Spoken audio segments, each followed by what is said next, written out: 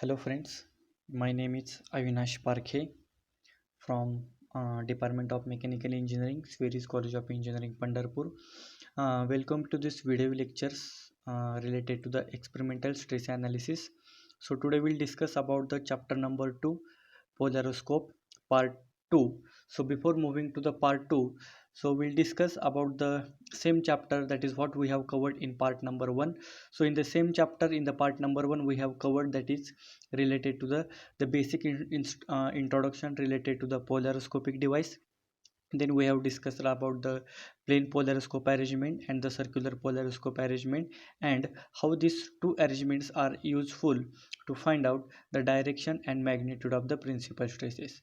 Then we have discussed about the basic difference between the plane polariscope arrangement and the circular polariscope arrangement. Also we have discussed about the basic difference between the isoclinic fringes and the isochromatic fringes, that is how these fringes are useful for the determination of direction and the magnitude of principal stresses. Then we have discussed about the derivation part, that is effect of stressed model in plane polariscope. Means when any model is kept in polariscope, that is in plane polariscope arrangement, and if the light is passes through that particular model or through this particular arrangement, how the amplitudes will get vary from A0 to A5. So like that, from A0 to A5 amplitudes we have calculated for the plane polariscope arrangement. Now in the part 2 of the same chapter, we'll discuss about the effect of stressed model in circular polariscope. So again we are going to derive the derivation for the circular polariscope, because as we know that in the circular polariscope the two additional elements are there, that is one quarter wave plate number 1 and the quarter wave plate number 2. So due to these two additional elements, the amplitude will get changed, and in plane polariscope arrangement we have calculated the amplitude from A0 to A5 because limited elements are there. Now here, due to two additional elements, that is quarter wave plate number 1 and quarter wave plate number 2, the amplitude is vary from A0 to A13. That means from A0 to A13 amplitudes we have to calculate in the circular polariscope arrangement. So in that circular polariscope arrangement we have to study the two derivations. One derivation is for the dark field arrangement, another derivation is for the light field arrangement. So these two derivations we have to discuss in the circular polariscope arrangement. Then we have to discuss about the fractional fringe measurement methods. As we know that the one formula is there in the experimental stress analysis, that is which is derived from the stress optic law, that is sigma 1 minus sigma 2 is equal to n into f sigma by h. As we know that the circular polariscope arrangement is used to find out the magnitude of principal stresses. That means by using circular polariscope arrangement we have to find out sigma 1 minus sigma 2. But to calculate that sigma 1 minus sigma 2, initially we have to calculate capital N, that is fringe order. We have to calculate the f sigma value, that is material fringe value, and then we have to calculate h as a thickness of model. So out of these three parameters, the f sigma value is a standard value, so it will be given as a given parameter. Similarly, h is the thickness of model. We can measure the thickness of model at the time of measurement, but whatever n we have to calculate, so to calculate that n parameter, which is called as a fringe order, so basically there are two methods are there for the calculation of that n.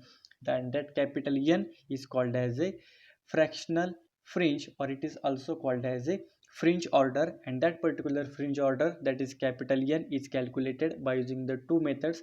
That is, one method is the Tardy's method and another is the Babinet Soliel method. So in this particular lecture we are going to study these two methods, that is how the Tardy's method and Babinet Soliel methods are used for the calculation of capital N or the fringe order. Okay, now we'll discuss about the derivations, but before moving to the derivations, initially we have to discuss about the two important arrangements in the circular polariscope. So as we know that in the plane polariscope arrangement we have derived only one derivation, that is we have calculated the value from A0 to A5, but in circular polariscope arrangement we have to derive the two derivations. One derivation is for the dark field, another derivation is for the light field. So why this dark field and light field conditions are observed? So these conditions are mostly depends upon the axis of the elements. So as we know that in the circular polariscope arrangement, so four important elements are there. That is, one is polarizer, another is analyzer, third one is a quarter wave plate number 1, and the fourth one is a quarter wave plate number 2. So according to their axis, whether they are vertical or whether they are horizontal, according to that these two conditions are defined, that is the dark field and the light field. As we know that maybe in the plane polariscope arrangement or maybe in the circular polariscope arrangement, the axis of polarizer and analyzer are always perpendicular to each other. So this condition should be there, that is axis of polarizer and analyzer should be perpendicular in plane polariscope arrangement as well as in circular polariscope arrangement. But in plane polariscope arrangement there is no any quarter wave plate, so only two elements are there, that is polarizer and analyzer, and already they are perpendicular to each other. In the circular polariscope arrangement also, the axis of polarizer and analyzer are always perpendicular to each other, but in addition to that the two additional elements are also provided, that is quarter wave plate number 1 and quarter wave plate number 2. So according to their axis, if the axis of all these four elements will get changed, your arrangement also get changed, that means dark field and the light field. So what is meant by that particular field? So that particular field word represents the background portion of the photoelastic model. So if the photoelastic model is loaded in the polariscopic device, and if we are observing that particular model through analyzer, so if we have observed that particular model through analyzer, if we observe the background portion of that particular stressed model as black in color, so that particular arrangement is called as a dark field arrangement. And at the same time, if for the same model, if we observe their background portion as a light or white in color, so this particular arrangement is called as a light field arrangement. Then how this particular black in color and white in colors are obtained? So for that purpose we need to study this particular table. So if you go through the table, so it consists of a, one is the serial number, the second column represents the axis of P and A, means axis of polarizer and analyzer, the third column represents the axis of quarter wave plate 1 and quarter wave plate 2, and last column represents field, that is either dark field or either light field. So if you go through the condition number 1, the axis of polarizer and analyzer are cross, means axis of polarizer and analyzer are perpendicular. Similarly, the axis of quarter wave plate number 1 and quarter wave plate number 2 are again cross, means again perpendicular, so you will get the dark field arrangement. That means out of the four elements, if the axis of polarizer and analyzer are perpendicular, similarly axis of quarter wave plate number 1 and quarter wave plate number 2 are again perpendicular, then you will get the dark field arrangement. Means through analyzer we can observe the background portion of the photoelastic model is black in color. Then second condition, the axis of polarizer and analyzer are parallel to each other. Similarly, axis of quarter wave plate number 1 and quarter wave plate number 2 are again parallel to each other. Again you will get the dark field, means again the background portion is black in color. That means if the axis of polarizer and analyzer parallel, quarter wave plate number 1, quarter wave plate number 2 are also parallel, then again you will get the dark field arrangement. Again if you go through the third condition, in the third condition what they have represented, axis polarizer and analyzer are cross, means perpendicular to each other, but axis of quarter wave plate number 1 and quarter wave plate number 2 are parallel to each other. That means out of the four elements, two elements are perpendicular to each other and remaining two elements are parallel to each other, then you will get the light field arrangement. That means the background portion of the same photoelastic model is white in color.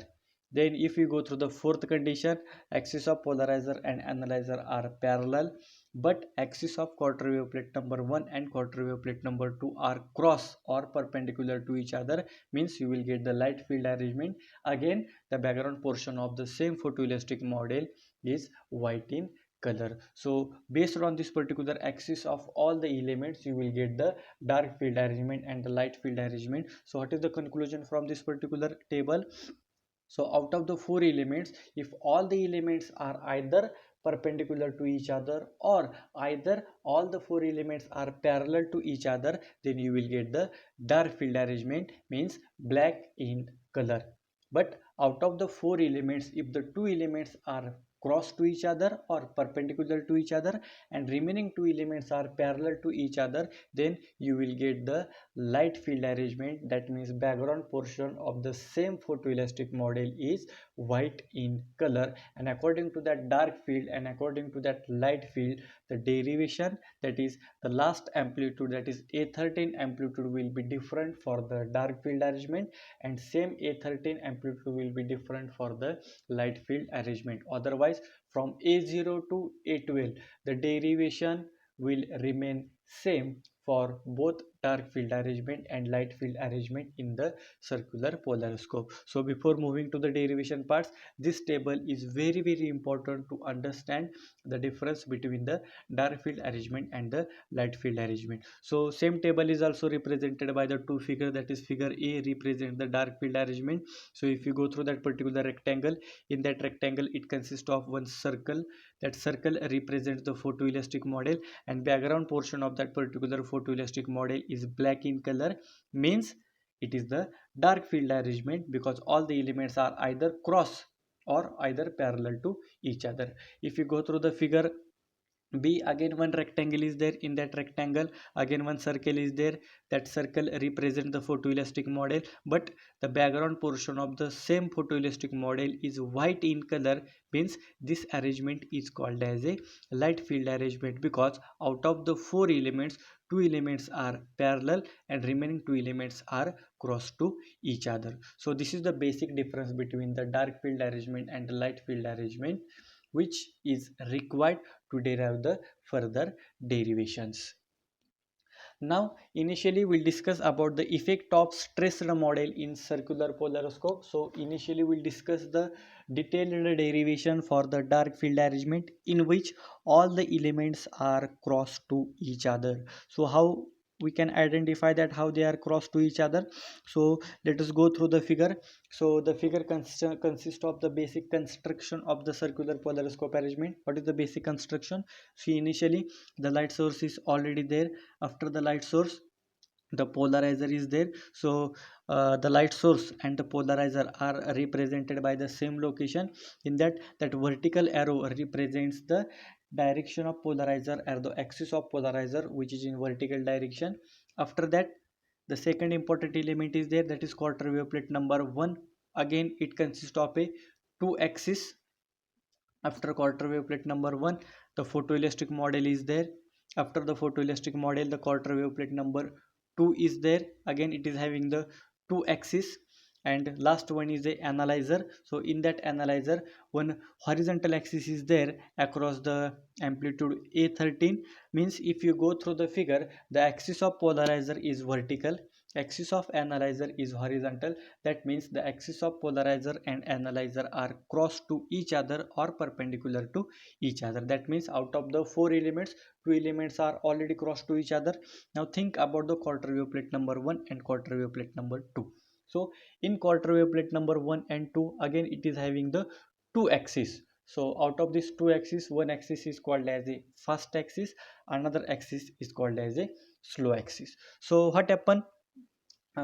Both the quarter wave plates are having the both axis, that is slow axis and the fast axis, but we have to check that whether they are perpendicular to each other or whether they are parallel to each other. So in the quarter wave plate number 1, it consists of a two axis, that is one axis is along the A1, another axis is along the A2. So first axis is called as a slow axis, second axis is called as a fast axis. Then in the quarter wave plate number 2, the first axis is called as a fast axis and second axis is called as a slow axis. Means if you go through this particular construction in the quarter wave plate number 1 and quarter wave plate number 2, the fast axis of quarter wave plate number 1 is parallel to the slow axis of quarter wave plane number 2. Let us see once again, I am repeating, that is the first axis of quarter wavelet number 1 is parallel to slow axis of quarter wavelet number 2, means the quarter wavelet number 1 and quarter wavelet number 2 are again cross to each other, or again they are perpendicular to each other. Therefore, as all the elements are perpendicular to each other, or all the elements are cross to each other, so this particular arrangement is called as a dark field arrangement. So according to that axis, we can identify that whether this construction is related to the dark field arrangement or the light field arrangement. So through this particular derivation, I have to calculate the amplitudes a0 to a13. Now I will explain this particular figures how that value of a0 to a13 is calculated. So as we know that in the plane polariscope arrangement, we have discussed when the light is emitted from the light source, so its amplitude is a0, that is a0 is equal to a into sine omega t. Then these light sources are passes through the polarizer, so there is no change in amplitude in the polarizer. Why? Because this polarizer is acts as a one filtering device, so only it will convert the ordinary light into the polarized light, so amplitude will remain same. That means when the light is coming out from the polarizer, its amplitude is also remain same, that is a0 is equal to a into sine omega t. But when this a0 amplitude is enters into the first element, that is quarter wavelet number 2, so the single light vector is divided into the two vectors, because the quarter wavelet number 1 is also double refractive material. What is meant by the double refractive material? That is, if the single light rays are inserted on such materials, then this single light vector is divided into the two vectors. But there is no load applied on the quarter wave plate number 1 or quarter wave plate number 2, then also it becomes, or then also the light is divided into the two vectors, because the quarter wave plate number 1 and quarter wave plate number 2 are comes under the category of natural birefringence. What is meant by the natural birefringence? That is, without application of load, when the light is inserted on such material, then also the light is divided into the two vectors without application of load. So these materials are called as a natural birefringence. And then what is meant by the artificial? So without application, it will be behaves like a single refraction, but after application of load, the light is divided into the two vectors. So our photoelastic model is comes under the category of artificial birefringence, which is made by the human beings. So in the quarter wave plate number 1, again it is having the two axes. The two axes are represented by the amplitude a1 and a2. So to calculate that particular amplitude a1 and a2, we have to take the use of a0, which is already calculated, that is a0 is equal to a into sine omega t. So when the a0 is enters into the quarter wave plate number 2, so the light is divided into the two vectors. So by using that particular a0, we can calculate the a1 and a2. So for that purpose, the a1 has made angle 45 degree with the vertical a0. At the same time, a2 is also made angle 45 degree with the horizontal axis. Why this 45? Because this is the property of the quarter wave plate number 1, that is, when the light is enters into the quarter wave plate number 1, then it is divided into the two vectors and it makes the 45 degree angle with the horizontal axis and the vertical axis. So by using this particular a0 amplitude, I can calculate the amplitude a1 and a2. Then after that, that both amplitudes are coming out from the quarter wave plate number 1, means working medium will get changed. That means if the light vectors are in the quarter wave plate number 1, their amplitudes are a1 and a2. But if the same light vectors are coming out from the quarter wave plate number 1, their amplitude will get changed, because the working medium will get changed from quarter wave plate number 1 to air, and that amplitude becomes a3 and a4. Means the value of a3 is calculated from a1 and the value of a4 is calculated from the a2. But when the light vectors are coming out from the quarter wave plate number 1, they are not concentrating at center, because the speed of light vectors are different when they are coming out from the quarter wave plate number 1. Means when any light vectors are enters into any model, then they are concentrated at one point. But if the same light vectors are coming out from any type of element or any type of model, then they are not concentrating at one center, because both are traveling with the different velocities or the different speed. That means from a3 we can calculate the a1, but from a2 we can calculate the a4, but a4 will take some amount of extra time as compared to the a3, therefore they are not concentrated at center. Therefore the retardation between a3 and a4 is represented by the pi by 2, or the it is represented by the 90 degree. Now uh, then that a3 and a4 amplitudes are enters into the photoelastic model, means the a3 and a4 are known. So again, the photoelastic model is double refractive material because it is in a loading condition. So from a3 again you will get the one more light vector, that is a5. So angle between a3 and a5 is the theta degree, you can see in the figure.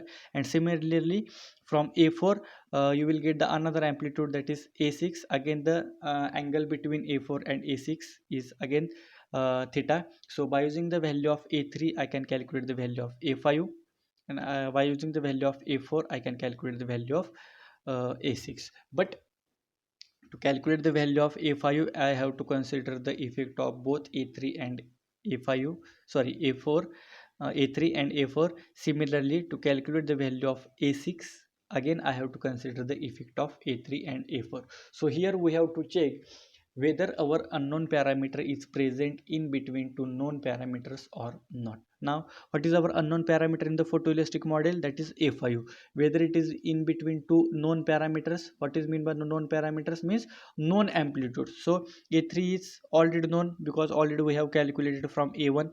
a4 is also already known because already we have calculated from a2. So the a5 is present in between a3 and a4, so we have to take the addition of a3 and a4. But a6 is not present in between a3 and a4, therefore we have to take the subtraction of a4 minus a3. So like that, understanding is very important. Or we can apply the some of the trigonometric rules. From the trigonometric rules also you will get the same equation, that is if any known amplitude is present, sorry, if any unknown amplitude is present between two known amplitudes, take addition. If any unknown amplitude is not present in between two known amplitudes, you will have to take the subtraction. So if I will apply the some of the trigonometric rules to this particular condition, then your answer will also remain same. Now when these two light vectors, that is a5 and a6, if they are coming out from the photoelastic model, again the amplitude will get changed. From a5 it becomes a7, and from a6 it becomes a8. Again they are not concentrated at one point, again their retardation is represented by alpha. Then again what happened, the a7 and a8 are enters into the quarter wave plate number 2. So from a7 I have to calculate again a9 is generated, and from a8 again the a10 is generated. So again by using the value of a7 and a8 I have to calculate the value of a9 by checking whether it is present in between two known amplitudes. Similarly I can calculate the value of a10 again by checking whether it is present between two known amplitudes or not. Again that particular a9 and a10 light vectors are coming out from the quarter wave plate number 2. Again when they are coming out from that particular quarter wave plate number 2, again their amplitude will get changed, that is it becomes a11 and a12. Again they are not concentrating at one point, so that retardation is represented by the pi by 2. And with that a11 and a12, these two amplitudes are enters into the last element, that is analyzer. And by using the value of a11 and a12 I can calculate the last amplitude, that is a13. Now as our unknown parameter is a13, which is in horizontal direction, a11 and a12 are moving in the vertical side and there is an angle between that. But your a13 value is not present in between two known amplitudes, that means a13 is not present in between a11 and a12. Therefore you have to take the subtraction, that is a13 is equal to a12 minus a11. But if it will present in between these two parameters, then a13 is equal to a11 plus a12. But now For this particular dark field arrangement, it is not present in between these two known amplitudes, therefore we have to take the subtraction. So last formula is A13 is equal to A12 minus A11. So this is the basic construction or the basic explanation of this particular dark field arrangement, that is how the amplitudes will get changed from A0 to A13, because the two additional elements are there, that is quarter wave plate number 1 and the quarter wave plate number 2, and how the trigonometric rules we have to apply, and how the unknown amplitudes are calculated by using the two known amplitudes. So this understanding is very important, which we have to understand from this particular figure. If we understood this particular figure properly, then it is very simple to derive the derivation for the dark field arrangement to calculate the amplitude A0 to A13. Now if you go through the detailed derivation, so I will explain in short. That is A0, as we know that the light is coming out from the polarizer, its amplitude is A0 is equal to A into sine omega t. So this is the constant amplitude. Then that A0 is enters into the quarter wave plate number 1. So you will get the two amplitudes A1 and A2. So by using the trigonometric rules, as the A1 has made angle 45 degree with A0, similarly A2 has made angle 45 degree with the horizontal axis. So by applying the some trigonometric rules, we can calculate the value of A1 and A2. So A1 is equal to A0 into cos 45, because we have to resolve this particular A0. So we have to resolve this particular A1 towards the vertical axis, and by using that particular formula, A1 is equal to A0 into cos 45, and as we know that the cos 45 is equal to sin 45 is equal to 1 upon root 2. So your final equation becomes A into sin omega t divided by 1 upon root 2. Similarly, I can calculate the value of A2. So A0 into sin 45, why it is sin? Because there is no any angle between A0 and A2. There is a 45 degree angle with A0 and horizontal axis, but there is no any angle between A2 and vertical axis. Therefore this parameter is replaced in form of sin 45, and again your A2 equation becomes A into sin omega t into 1 upon root 2. So like that the value of A1 and A2 is calculated by using the amplitude A0. Then what happen, the light vectors are coming out from the quarter wave plate number 1. So amplitudes will get changed and it becomes A3, as shown in the figure. It becomes A3 and A4, but they are not concentrating at one point. So value of A3 is calculated from A1. So A3 is equal to A1, we have to take as it is, but A4 is also is equal to A2. But what happened, the A4 is comes after the few times, so that retardation also we have to consider, that is pi by 2. Therefore A4 is equal to A2 plus pi by 2. But for A3 we can take as it is, A3 is equal to A1. Similarly A4 is also is equal to A2, but that retardation also we have to consider. Therefore A4 is equal to A2 plus pi by 2. So again I have to put the value of A2 and I can calculate the value of A4. Like that we can calculate the value of A1, A2, A3 and A4. Now we have to calculate the next parameter, that is A5. So if you go through the figure once again, so that A3 and A4 amplitudes are enters into the photoelastic model. That means two known amplitudes are entered into the model. At the same time, two unknown amplitudes are also developed in the model. That is, what is the two known amplitudes in the model? That is A3 and A4 are available. A3 and A4 are already calculated before the model. Now by using that particular A3 and A4, I have to calculate the value of A5 and A6. So I will check whether A5 and A6 are present in between two known amplitudes or not. So now initially I will think about the A5. So if I will think about the A5, so the A5 according to the figure, the A5 is present in between A3 and A4. So we have to take the addition of A3 and A4. So if you go through the derivation, so A5 is equal to A3 cos theta plus A4 sin theta, and by putting the value of A3 and A4 and by applying some of the rules, that is sin A cos B cos A cos B, like that I can calculate the value of A5. Similarly I have to check whether A6 is present in between A3 and A4, but according to the figure they are not present. It is not present in between A3 and A4. So I have to take the subtraction, that is A6 is equal to A4 minus A3. So again A6 is equal to A4 cos theta minus a3 sin theta, again by applying some of the trigonometric rules and by putting the value of a3 and a4 I can calculate the value of a6. How it is calculated? By applying the rule of cos a plus b and by putting the value of a3 and a4 I will get the equation number 6, sorry, equation number 7, which will represent the amplitude of a6. Then after that again these two light vectors are coming out from the model. Again, as the working medium will get changed from model to the working air, so again your amplitude becomes a7 and a8. Again, the value of a7 is calculated from a5, that is a7 is equal to a5, I can take as it is. Similarly, the a8 amplitude is generated from the a6.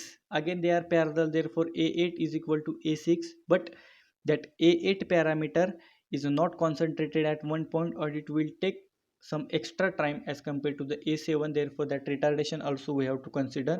Therefore your value a8 is equal to a6 plus that alpha retardation also we have to consider. So in that particular equation I have to put the value of a6 and alpha, then I can calculate the value of a8 amplitude, which is represented by the equation number 9. Then again this a7 and a8 are enters into the quarter wave plate number 2, and from that a7 and a8 again you will get the two new amplitudes a9 and a10. So value of a9 and a10s are calculated by using the a7 and a8 by checking whether your a9 is present in between two known amplitudes or whether your a10 is present in between two known amplitudes. So by checking that particular conditions and by applying some of the trigonometric rules, I can calculate the value of a9 and a10.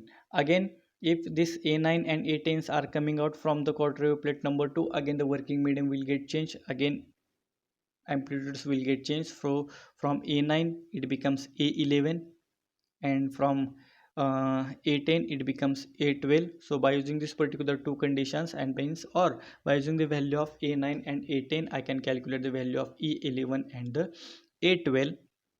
And now in the last condition, that derivation is very important, so that a11 amplitude and a12 amplitudes are enters into the analyzer, and whatever the a13 value is there, that a13 value is calculated by using that particular a11 and a12. So by checking that a13 is not present in between a11 and a12, therefore we have to take the subtraction, that is a13 is equal to a12 minus a11. So if you go through the detailed derivation, so whatever the a13 value I have calculated, so by applying some of the trigonometric rules or by resolving this particular a11 and a12 towards horizontal or vertical axis, so our equation becomes a13 is equal to a12 cos 45 minus a11 sin 45.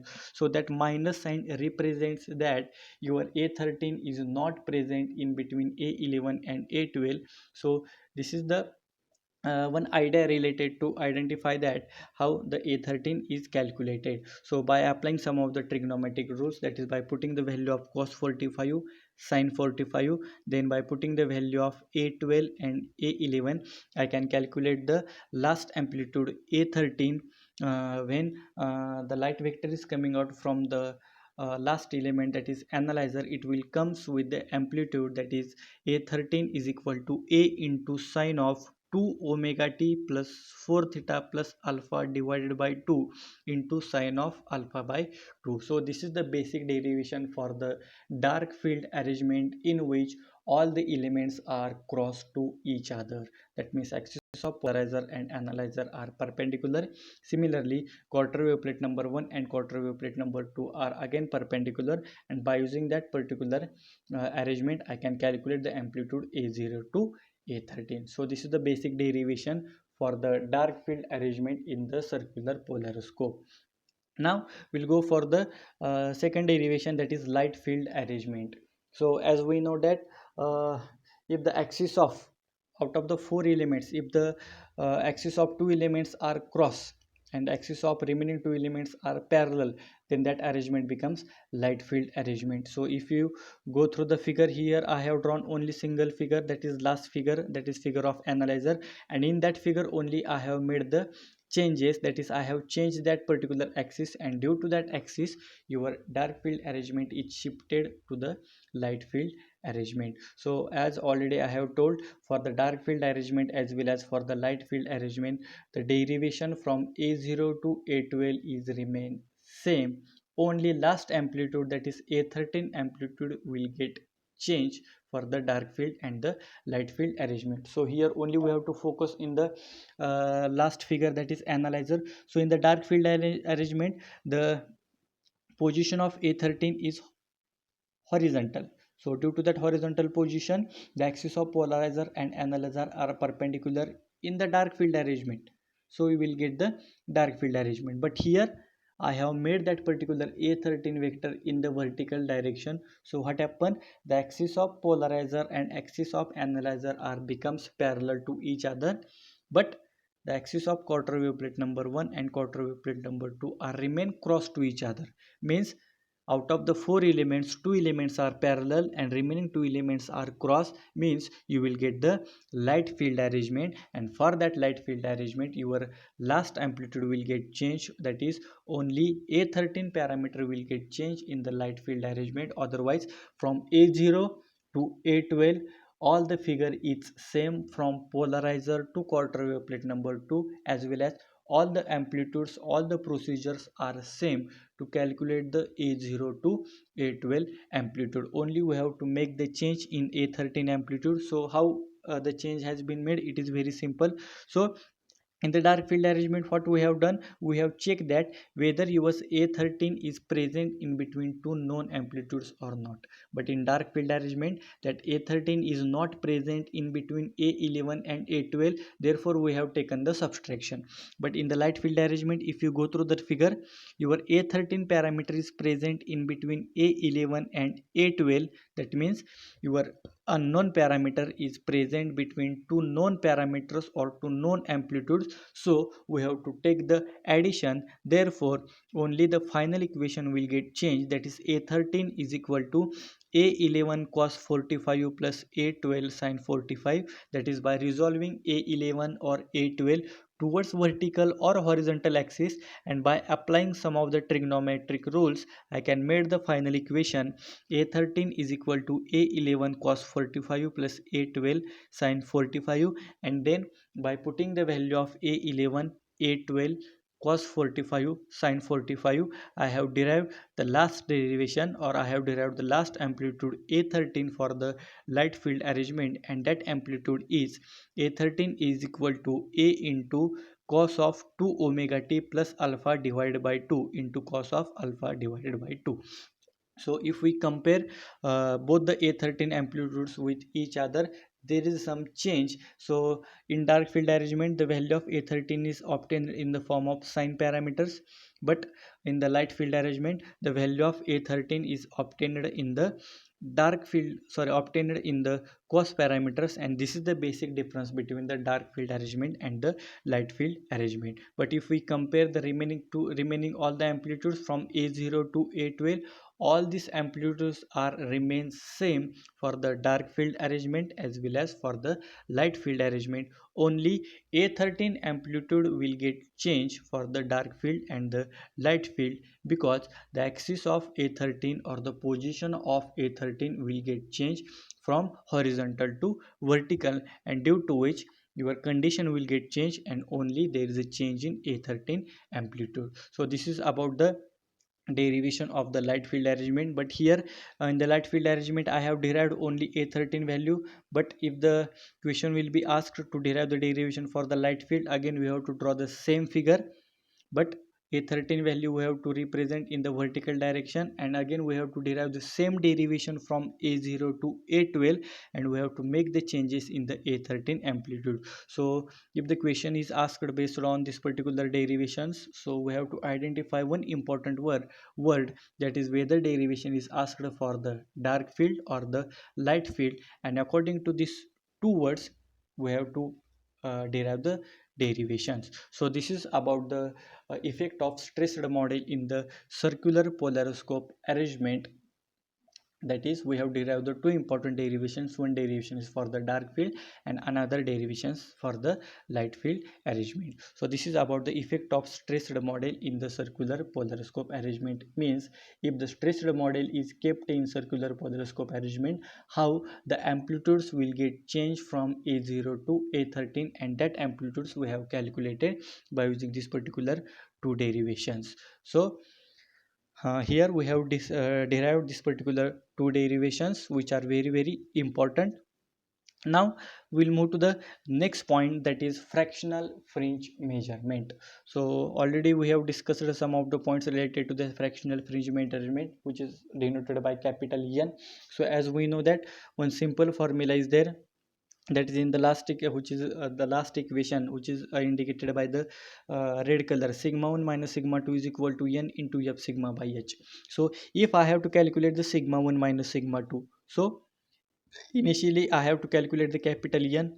F sigma and h is already given, so to calculate that particular n value, so process of calculation of that particular capital N is called as a fractional fringe measurement. And how that particular n is calculated, so there is a standard procedure, and for that purpose the two methods are there. That two methods we are going to discuss in this particular concept, that is fractional fringe measurement. So out of these two methods, the first method is called as a Tardy's method. So this method is very simple, and practically this method is mostly used in the applications to calculate this particular exact fringe order n. So how this particular method is used to find out the capital N. So in the Tardy's method, if you go through the figure, so that figure consists of a one circular disc. That circular disc is under the loading condition. Some amount of load is applied on this particular disc. So due to that load, some of the fringes are developed at the top, at the bottom, at the right side, and at the left side. That means the three fringes are present at the top and bottom. Similarly, the two fringes are present to the right side or the left side. So this particular fringe pattern is developed for the particular load. But what is my requirement? I have to calculate the sigma 1 minus sigma 2 at the center point or at the point of interest. So if I have to calculate the sigma 1 minus sigma 2 at the center, so through that particular center, out of this particular number of fringes, which fringe is passes through that point of interest, that fringe number I have to consider as a capital N. That means N is equal to 1, 2, 3, 4, 5.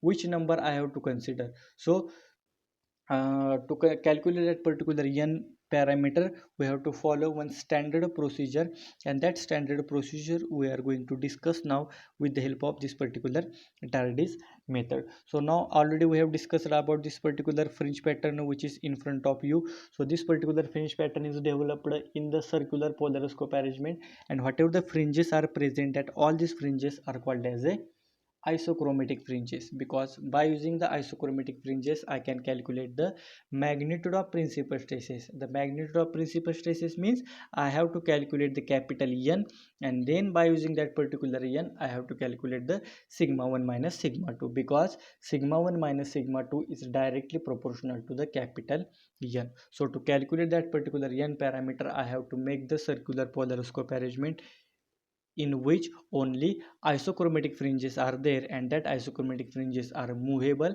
and there is no any isoclinic fringe because the quarter wave plate 1 and 2 are in operating condition in the circular polariscope arrangement. Then how that particular n parameter is calculated? So to calculate that particular n parameter, we have to follow one standard procedure. So what happened? So to calculate that capital N, so what is our requirement? Initially I have to rotate the analyzer in clockwise direction. So due to that rotation in clockwise direction, some of the fringes which are present at the top side or bottom side or right side or left side, they are moving toward the point of interest. Once they are passes, you have to stop the rotation, and we have to find out the capital N1, that is fringe order in clockwise rotation. If I will rotate the analyzer in anti-clockwise direction, again you will get the another fringe order N2. But which n we have to consider? Either I have to consider n1 or other I have to consider n2. So for that purpose we have to follow one standard procedure. So what happen, if I will rotate the analyzer in clockwise direction, but before that we have to give the numbering to the number of fringes. So whatever the figure is there in front of you, so in that particular figure, some of the fringes are present at the top and bottom side, some of the fringes are present to the right and left side. So we have to give the numbering to the number of fringes, and that numbering will be start from the right side and the left side. So whatever the fringes, two fringes are present to the right and left side, the numbering should be same. So first fringe is the n0, second is n1. So only two fringes are there, that is n0, n1, and we have to continue the same numbering to the remaining fringes which are present at the top and the bottom side. And the fringes given to the top side, same fringe number will be considered for the bottom side. So here in the figure it is represented at only one side, that is at the top side. So one is the n0, then n1, then n2, n3, n4, means n0 and n1 are present to the right and left side, and n2, n3, n4 are present to the top side and the bottom side. So what I have to do, I have to passes right and left side fringes as well as top and bottom side fringes through the point of interest, and then I have to calculate the capital N. So if you go through the equation number 1, so what we have to do, if I will rotate the analyzer in clockwise direction, whatever the fringes are present to the right side or left side, that fringes are becomes movable in the clockwise rotation. That means if I will rotate the analyzer in clockwise direction, only right and left side fringes are movable, but the fringes present at the top side and bottom side, they are remains stationary. So what the equation number 1, so if I will rotate the analyzer in clockwise direction, whatever the nearest fringe is there which is near to the point of interest, so to the right side and left side, the n1 fringe, small n1 fringe is present to the near to the point of interest. So during the rotation, that particular n1 fringe is moving towards the point of interest, and once it is moved, we have to stop the rotation, and by using this particular formula, that is capital N1 is equal to small n1 plus beta upon pi. So that's capital N1 means exact fringe order when analyzer is rotated in clockwise direction. Small n1 represents that fringe number which is present to the right side and left side. Why it is plus n1 plus? Because analyzer is rotated in clockwise direction. That beta represents the angle of rotation, that means how much amount of angle is required to pass that n1 fringe through the point of interest, and pi is the constant parameter, and that capital N1 represents the fringe order in the clockwise direction. Similarly, I have to rotate the analyzer in anti-clockwise direction. So in anti-clockwise direction, what happen? Whatever the fringes are present at the top side and bottom side, only that fringes are movable, but the fringes present at the right side and left side, they are become stationary in anti-clockwise direction. So to the anti-clockwise direction, the nearest fringe to the point of interest is the n2. So if I will rotate the analyzer in anti-clockwise direction, that n2 fringe, it start moving towards the point of interest. Once it is passes through the point of interest, we have to stop the rotation, and by using that particular n2 or small n2, I can calculate the exact fringe order in anti-clockwise direction. So that second equation represents the capital N2 is equal to small n2. That small n2 represents the fringe which is present at the top side or bottom side. Then minus, why it is minus? Because analyzer is rotated in anti-clockwise direction. Then again beta, that beta, that is how much amount of angle is required to pass that small n2 fringe through the point of interest. Again pi is the constant parameter. That means by using equation number 2, I can calculate the exact fringe order n2 when the analyzer is rotating anti-clockwise direction. So by using by rotating the analyzer in clockwise, I can calculate the n1. By rotating the analyzer in anti-clockwise, I can calculate the n2. But my requirement is that I have to calculate only capital N. So that capital N will be calculated by taking the mean of two fringes, that is capital N is equal to capital N1 plus capital N2 divided by 2, which is represented by equation number 3. And by using the capital N1 and by using the capital N2, I can calculate the capital N, and that capital N represents the exact fringe order which is calculated by using the Tardy's method. And that capital N value we can put in the last equation, that is in sigma 1 minus sigma 2 equation. F sigma value is already given, H is already given, capital N is calculated by using this particular standard method or this particular standard procedure, whatever we have discussed now. And by using this particular three parameters, I can calculate magnitude of sigma 1 minus sigma 2. Therefore, the statement is made like that the circular polariscope arrangement is used to find out magnitude of principal stresses, but we are not calculating actual magnitude. To calculate that particular magnitude, whatever import parameter n is there, that n we are calculating by using the circular polariscope arrangement. Therefore, the statement is made like that sigma 1 minus sigma 2 is useful to find out the magnitude of principal stresses. So by using this particular last equation, I can calculate sigma 1 minus sigma 2, that is magnitude of principal stresses. So this is the actual procedure of the Tardy's method. So process is very simple. So initially we have to rotate the analyzer in clockwise, calculate the n1, then anti-clockwise calculating n2. By taking the mean of n1 and n2, I can calculate the capital N, and that capital N is called as a fringe order, and that fringe number or fringe order we have to put in the stress optic law, and then I can calculate the further parameters, that is sigma 1 minus sigma 2. So this is about the basic procedure and basic application of the Tardy's method. Then what are the advantages of the Tardy's method? So first advantage is that this method is more practicable and commonly used to find out the fringe order. As already we have discussed in the starting explanation, that is, this method is very practicable. It is very simple. The process of this particular very simple. So this particular method is practically used to find out the exact fringe order.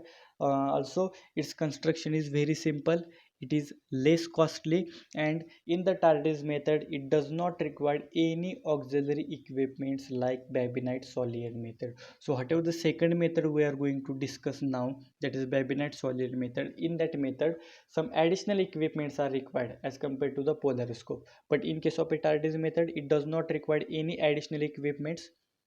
So this method is less costly, its construction is very simple. So these are the four important advantages of the Tardy's method.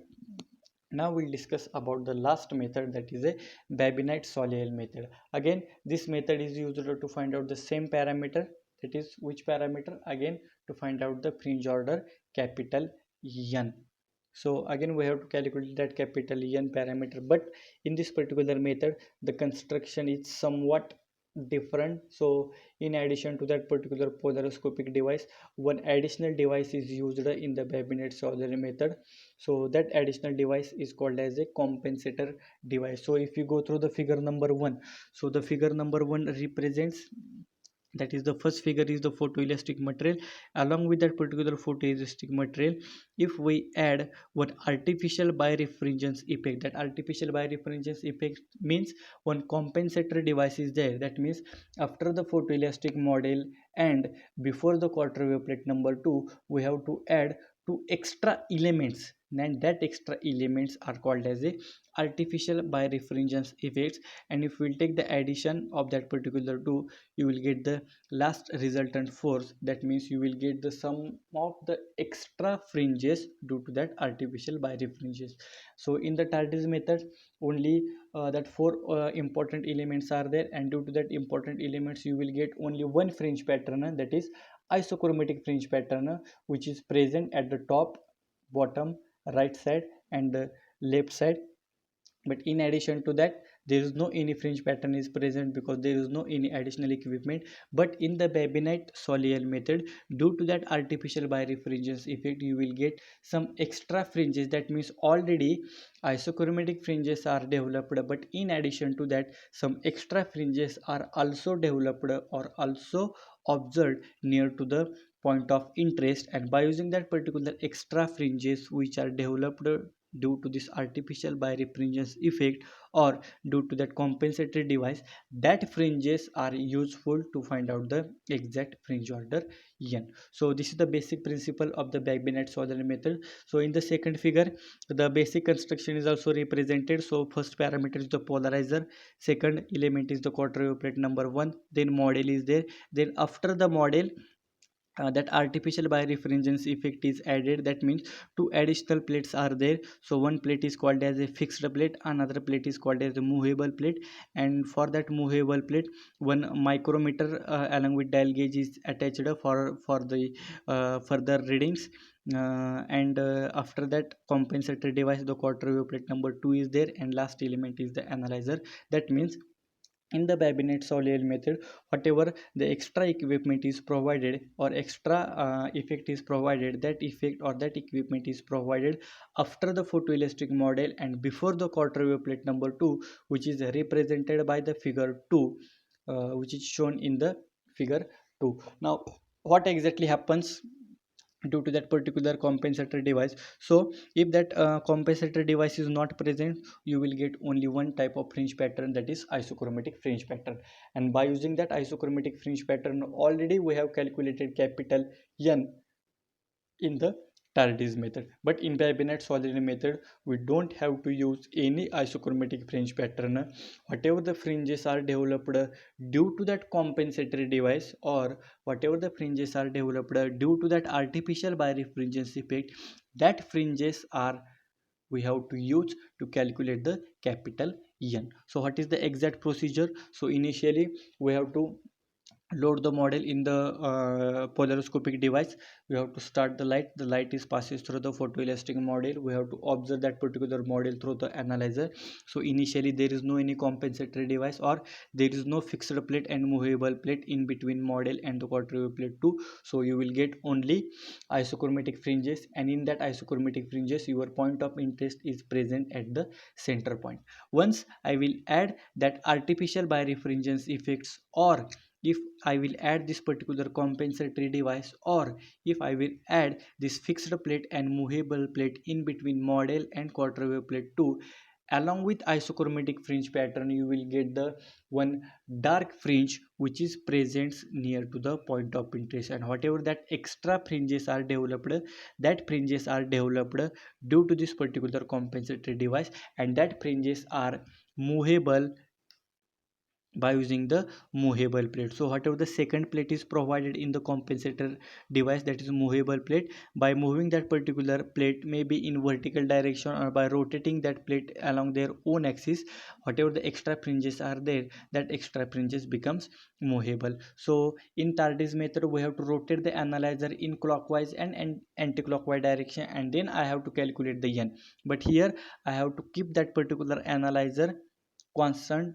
It does not require to rotate in clockwise or anti-clockwise direction. We have to keep that analyzer as it is. But whatever the compensatory device is provided, in that compensatory device, whatever the movable plate is provided, that movable plate we have to rotate, and we have to calculate the capital N. So as already I have discussed, due to that compensatory device you will get some extra fringes near to the point of interest. So that fringes I have to passes through the point of interest. So for that purpose, what I have to do, whatever the movable plate along with that micrometer or the dial indicator is provided, it is very useful. So initially we have to set that particular dial indicator at the 0 point. Now I have to rotate that particular movable plate along the vertical axis, maybe in clockwise direction or maybe in anti-clockwise direction. So due to the movement of that particular movable plate, whatever the extra fringes are developed near to the point of interest, that fringes are passes through the point of interest.